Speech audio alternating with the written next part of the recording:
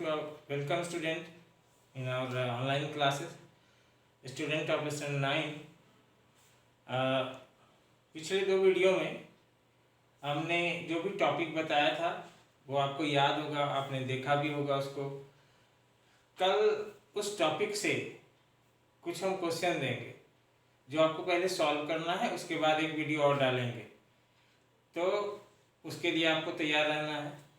और हम चाहेंगे कि जितने भी स्टूडेंट हैं ग्रुप में वो सब लोग सीरियसली उसको ले और आंसर करके भेजें। कोई चीज़ पूछना होता है तो वो पूछना भी है। आप लोग रिस्पांस नहीं देते हैं, इसके लिए जो हमको सुनना पड़ता है, तो रिस्पांस देना है।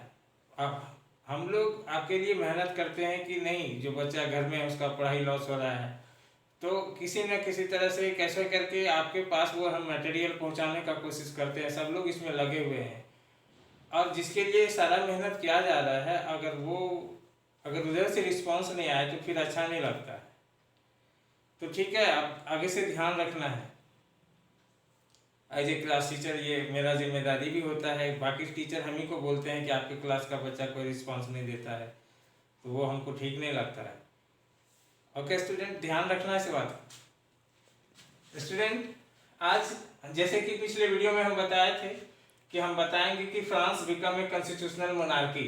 पिछले वीडियो में ये हम देखे थे कि फ्रांस में जो नेशनल असेंबली ने जो कॉन्स्टिट्यूशन बनाया था, राजा ने उसको स्वीकार कर लिया था कि ठीक है, अब जो है हम कॉन्स्टिट्यूशन के हिसाब से करेंगे। क्लर्जी का जो पावर था वो सीज हो गया था, नोबिलिटी का जो पावर था वो सीज हो गया था। बहुत सारे नोबल जो थे अपना सारा संपत्ति राजा को दे दिए थे, वो टैक्स उसको भी टैक्स देना था। बहुत सारे नोबल दूसरे राज्य में भाग गए थे। ये सब कहानी पिछले वीडियो में आप देख चुके हैं। अब आगे ये है कि France become a constitutional monarchy. Monarchy मतलब होता है राजतंत्र। मोनार्की मतलब राजतंत्र। Monarchy means राजतंत्र। पहले राजा जो होते थे ना, यहाँ राजतंत्र दो, यहाँ पे मोनार्की मतलब राजतंत्र होता है। तो यहाँ समझना है कि कॉन्स्टिट्यूशनल मोनार्की और एब्सोल्यूट मोनार्की। मोनार्की दो तरह का होता है, एक होता है कॉन्स्टिट्यूशनल मोनार्की और एक होता है एब्सोल्यूट मोनार्की। एब्सोल्यूट मोनार्की जो लुई 16वां था पहले, 1789 के पहले या रिवॉल्यूशन के पहले, वो एब्सोल्यूट मोनार्की था। वो उस पर राजा पर किसी का नियंत्रण नहीं था। पहले वो अपने मन से जैसा शासन करना होता था, वो जैसे जो इच्छा होता था वो करता था। लेकिन रिवॉल्यूशन के बाद और जब नेशनल असेंबली ने कॉन्स्टिट्यूशन बना दिया, उसके बाद ये फ्रांस जो है वो कॉन्स्टिट्यूशनल मोनार्की हो गया, क्योंकि वो राजा अब अपने मन का मालिक नहीं रहा। अब उस कॉन्स्टिट्यूशन के हिसाब से उसको शासन करना था। जिस तरह से कॉन्स्टिट्यूशन उसको सलाह देती, कॉन्स्टिट्यूशन उसको जो करने के लिए कहता, जैसे कि जो भी प्रपोजल देता कॉन्स्टिट्यूशन, तो उसके हिसाब से उसको शासन करना था। अब राजा के पावर को लिमिट कर दिया गया। किसने किया? नेशनल असेंबली ने। किसके द्वारा? कॉन्स्टिट्यूशन के द्वारा। जो 1791 में कॉन्स्टिट्यूशन बन गया था। National assembly completed draft of constitution in 1791। 1791 में 1789 में रिवॉल्यूशन हुआ था। 2 वर्ष लगा। 2 वर्ष में इसने फ्रांस का न्यू कॉन्स्टिट्यूशन बना दिया। किसके लिए? For limited the power of monarch. The power of monarch, राजा के पावर को कम करने के लिए कॉन्स्टिट्यूशन बना दिया और वो लागू कर दिया। और उस कॉन्स्टिट्यूशन में पावर का सेपरेशन किया गया। जैसे कि हम लोग के यहाँ है ना, अभी सरकार के 3 अंग होते हैं, जुडिशरी, एक्सिक्यूटिव, लेजिस्लेटिव, क्लास 8 में बताए थे। उसी तरह से सेपरेशन ऑफ पावर फ्रांस में किया गया। वहां भी जुडिशरी बनाया गया, एक्सिक्यूटिव बनाया गया और लेजिस्लेटिव बनाया गया कॉन्स्टिट्यूशन में। और अब वहां कैसे कैसे व्यवस्था था वो जरा बता देते हैं। जज, पहले तो ये जानना होगा कि पूरा जो पब्लिक था फ्रांस का, जितने भी 28 मिलियन लोग थे उसको दो ग्रुप में बांटा गया। एक एक्टिव सिटीजन जो 4 मिलियन था जिनकी संख्या, और पैसिव सिटीजन जिसकी संख्या 3 मिलियन था और भी थे।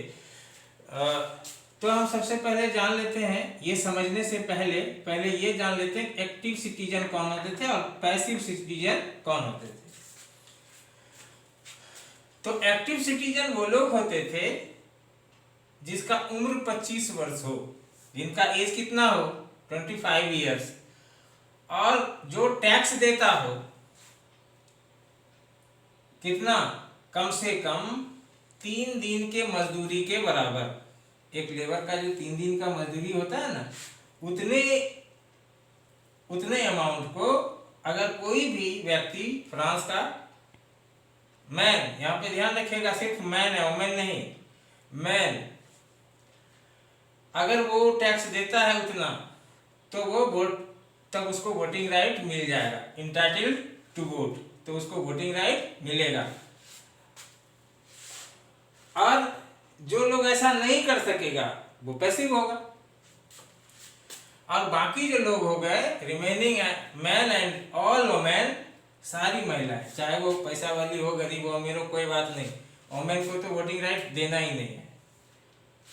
और ये सारे जितने भी रिमेनिंग मैन हो गए और वोमेन हो गए, सब पैसिव सिटीजन कहे जाते थे। इसको वोटिंग राइट नहीं था, नो वोटिंग राइट।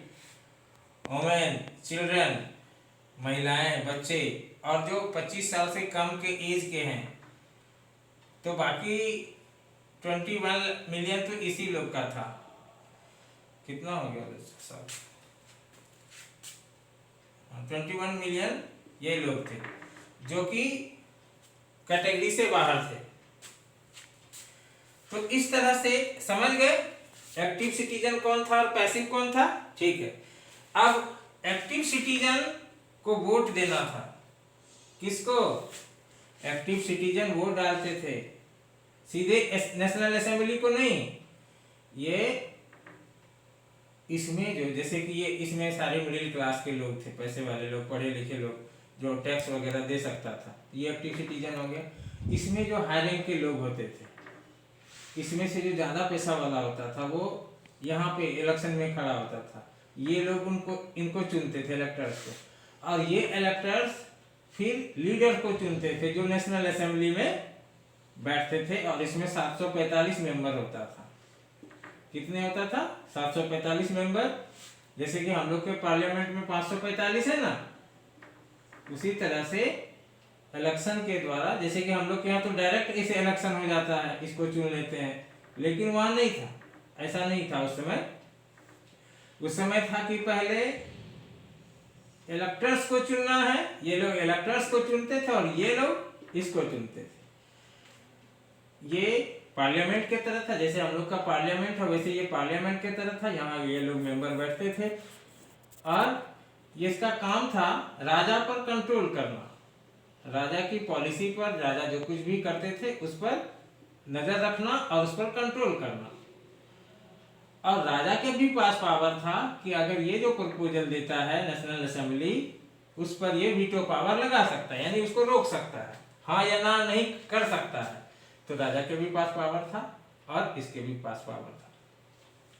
राजा के नीचे मिनिस्टर्स होते थे, वो मिनिस्टर्स यहीं से आते थे।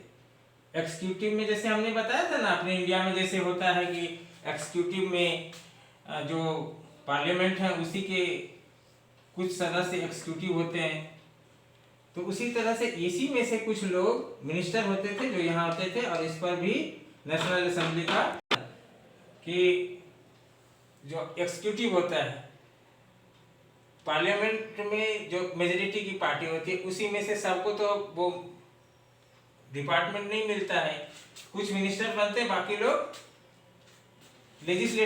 लेजिस्लेटिव का अंग होते हैं, बाकी लोग एक्सिक्यूटिव में आ जाते हैं कुछ लोग, जैसे कि प्राइम मिनिस्टर, होम मिनिस्टर, ये सब बताए थे क्लास 8 में।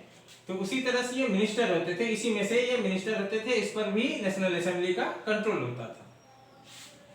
जुडिशरी यहाँ बिल्कुल अलग था, सेपरेट। ये एक्टिव सिटीजन सीधा वोट डाल के जज को चुनते थे और जज ये यहाँ पे अगर कोई भी विवाद होता था या देश का जो भी मामला होता था ये जज लोग देखते थे।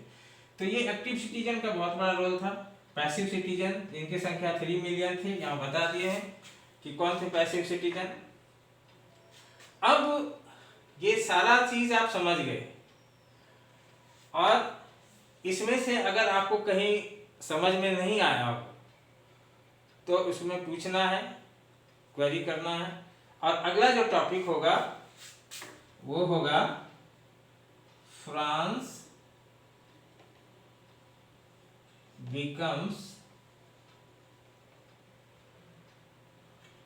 या फ्रांस एबोलिश मोनार्की। यहाँ पे एक बात और क्लियर कर देते हैं, क्योंकि अगला जो टॉपिक है उसके बारे में थोड़ा बता देते हैं कि राजा के पावर को यहाँ लिमिट कर दिया गया था।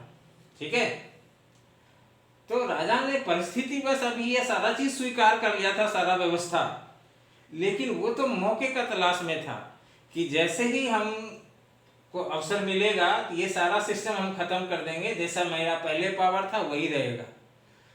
तो कुछ समय बाद राजा षड्यंत्र करने लगे, बहुत सारे राजाओं से मिलकर इसने अंदर ही अंदर इसको खत्म करने का, और ये सब जो सिस्टम है इसको खत्म करने का पूरा इंतजाम कर दिया था।